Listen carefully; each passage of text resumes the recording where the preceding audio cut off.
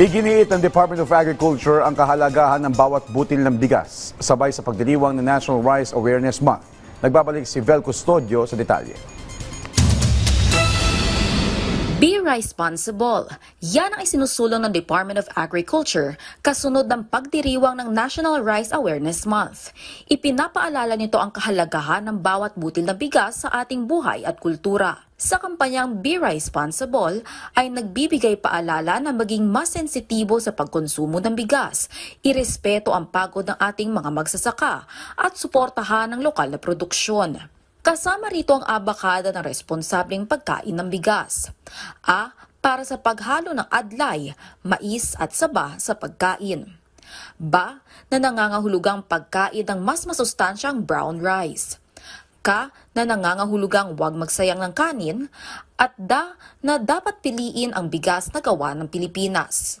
Iba't ibang aktibidad ang ginanap sa mga rehiyon mula sa samang-samang tanghalian gamit ang local varieties ng bigas hanggang sa mga rice planting activities, cooking demos at paglulunsad ng mga programa para tulungan ang mga magsasaka. Bukod sa local activities, bumibida na rin ang ating bigas worldwide. Sa katunayan, nasungkit ang rice variety ng NSIC RC218 o mas kilalang Dinorado rice variety ng Pilipinas ang ikalawang pwesto sa World Best Rice Award sa Cambodia. Isinumite ng Philippine Rice Industry Stakeholders Movement o PRISM ang rice entry na dinevelop ng Philippine Rice Research Institute. Nakakatuwa po na sa ganitong paraan din na yung ating Philippine rice ang kanilang tawag doon yung entry ng Philippines na bigas at saka naging niluto yun ng mga judges in a double blind system ay nakapanalo po.